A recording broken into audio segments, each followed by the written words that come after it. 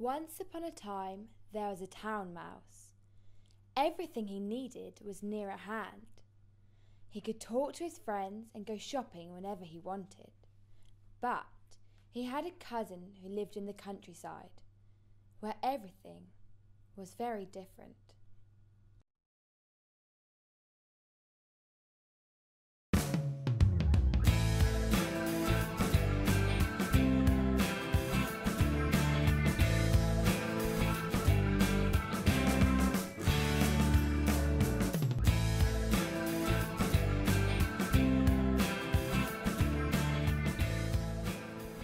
Greetings for whoever may be listening.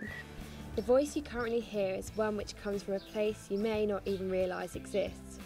This place is not shadowed by office blocks, tangled in busy roads, or paved with high streets, but instead is a vast wilderness, covered in fields and bordered by forests. But within this wilderness lies a few people who have lived their whole lives perhaps going from here to there, facing issues which, to many, may seem trivial and easily overcome, but cause numerous problems and issues for those who are stuck in the sticks. You may not realise, but the world we live in is populated by a 50-50 split of urban and rural populations, but in England alone our rural population only amounts to 20% of our total. This 20% is spread throughout isolated dwellings, hamlets and small villages and towns, within which people live of all ages, from infants to the elderly, who are all subject to the pros and cons of country life. Along the age spectrum, no one seems to struggle as much as those in their teenage years.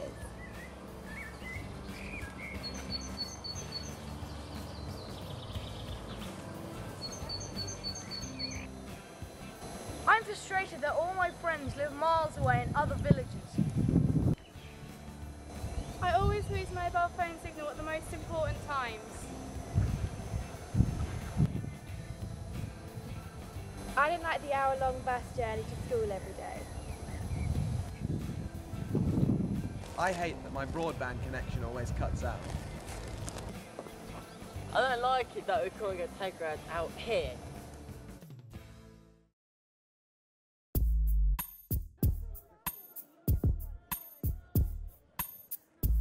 Young people living in towns and cities have easy access to all sorts of amenities, from restaurants to cinemas. Young people living in the countryside, however, are short of such things, so rely on lifts or public transport in order to reach them. However easy this sounds on paper, in practice can prove difficult. More often than not, various restrictions or limits are placed on rural bus routes. This leads to buses only arriving on particular days of the week or only stopping when requested.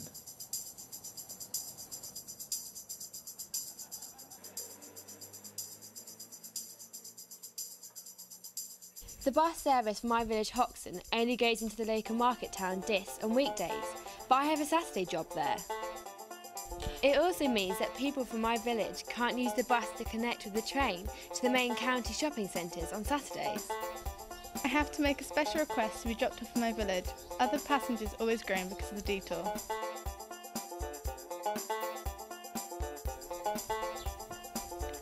The bus route runs 2 miles from my house, so I always have a long walk each way.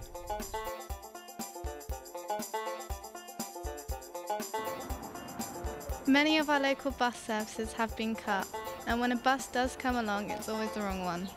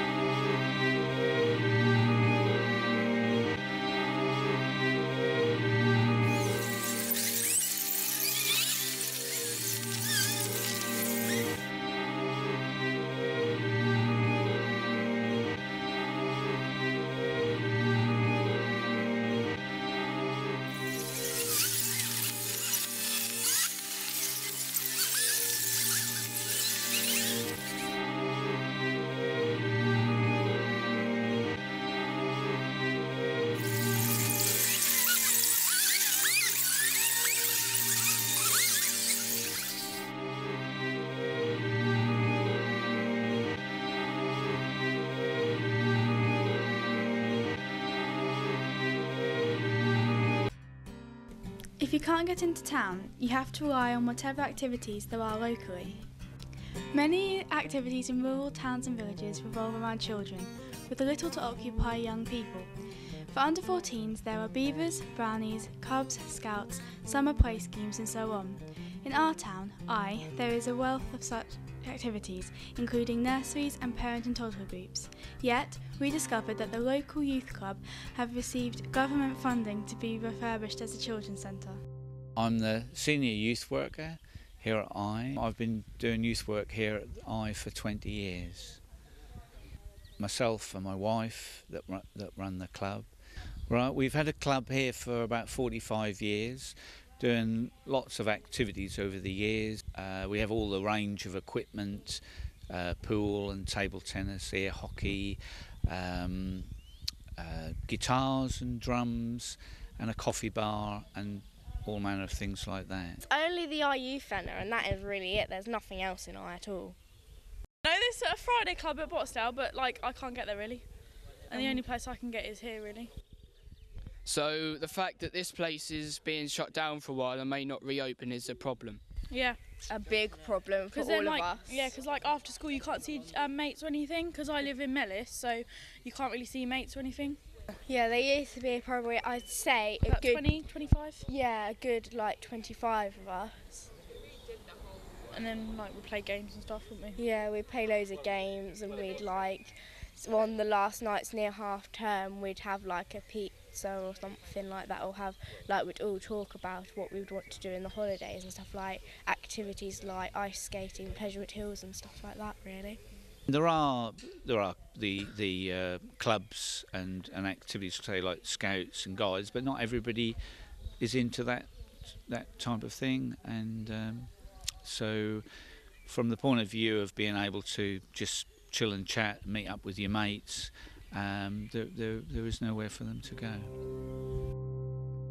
Yeah, my name's Vince Prank. I work for the Youth and Connection Service, which is part of Suffolk County Council. My current role is Youth Partnership and Resources, which basically means I look after 14 buildings in the northern area, and this is one of the buildings. This centre was looking very run down, and Suffolk County Council Youth Service couldn't afford the funding to actually put money into it to refurbish it. So using government money, we've been able to get Sure Start funding to actually refurbish the building. Now the building will then be run by Children's Centre Services, so that would be focusing on 0 to 5s. But what we hope is it could be available in the evenings and at weekends and other times for other young people. But that's my view and not the view of Suffolk County Council, because the councillors will have to answer that question. And do you know why the recreational activities like the pool tables are being taken away? There's very little funding around to support teenage activities, but current government thinking, as far as I'm aware, is 0 to 5, Sure Start. There is funding for that age range. So we need to make use of that funding to get our buildings refurbished, which is what you're going to do. And once you've got little children in here, it's difficult to have things like the football table, which I know can be quite popular, and the pool table, because they have a tendency, I'm afraid, to bang their head on it. But it is still important that young people have their say, and it's still important that young people have somewhere to go. So I think we need to therefore work with the community, work with the town council, work with neighbours, work with other organisations, voluntary and statutory youth organisations, to try and meet the needs of young people. With the change of government, I'm not too sure what money is going to be available. If they want to save £6 billion this year, and if Suffolk County Council is attempting to save £150 million over the last next 2 or 3 years, something has to give. There cannot be funding for everything. I believe that there was Youth Opportunity Fund, Youth Capital Fund, which was government funding, which was supporting the needs of 13 to 19-year-olds. But I think that's just finished its final round, unless the government can find a bit more money to support that. So it's a lot more down to the local young people talking to the local community and gaining local support for activities and events, more than expecting Suffolk County Council or local government or national government to actually support work with young people. The only thing in all the years that we've been in which is over 30 years, that has been done for the youth is the skateboard park. And its surrounding villages have always been isolated. So what was it like for younger people growing up in past generations? How did they find growing up in a rural area? Actually, You might think that we didn't have an awful lot to do in those days. There was obviously no television or anything, but we made our own amusement. You know, we used to invent games. I think a lot of that has gone now. I loved the countryside. I loved anything to do with nature, so to me it wasn't a problem. I didn't have brothers or sisters, so I really was used to being on my own. I had a big room at the top of our house. My parents kept the newsagent shop in Church Street, which is now McCall's. And I had this wonderful room all to myself, and nobody else, no adults were allowed to come in it, so we could do what we wanted. And I used to make up little sketches and things, and we would spend all the summer holidays rehearsing.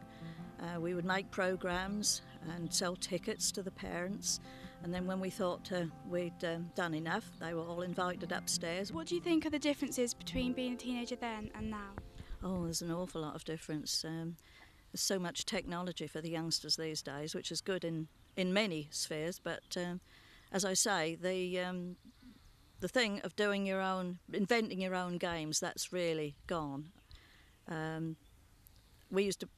That was a big part of growing up, was a sort of the invention of different types of things and gradually getting towards maturity. We generally kept within our own village or town, and I don't remember there being a youth club, but there was a young Conservatives group, and we used to meet down at the Conservative Hall, which is long since demolished. That was down the Rookery, and we used to play table tennis down there. We also had socials and dances, and they started an old-time dancing club. Now, you might think that's a strange thing for a teenager to do, but we really enjoyed it, and we used to take part in that with all the old people, which would be my age now, and yet we didn't seem out of place. When we had our summer holidays, the Yanks were all about here, and I used to go up to Horham Airdrome, and I'd spend 5 to 6 weeks up there. I'd go every weekend on the camp with the big fortresses and all the Yanks, and we used to have a whale of time. That's where I probably had my first orange up there, and my first Pepsi Cool in what they call the PX. Right? And the Yanks were very, very good to us at Horham. And my teenage life was all about horses. Fortunately, my father was a horse dealer, right? And I was his jockey. But the other 3 brothers were never interested in them at all. Although they were stepbrothers, they were all the same age as me. And fortunate for me, I'd done very well out of horses. I used to go riding. I used to ride as far as Dickleborough. That would be 5 mile, the other side of Diss. And I used to go out, we'd go on the bus, and sometimes we'd go to Ipswich on the we'd more or less went on the train. We'd bike the Diss and go on the train to Norwich and Ipswich. But I wasn't a city bloke, that didn't worry me, I just wandered about, you know.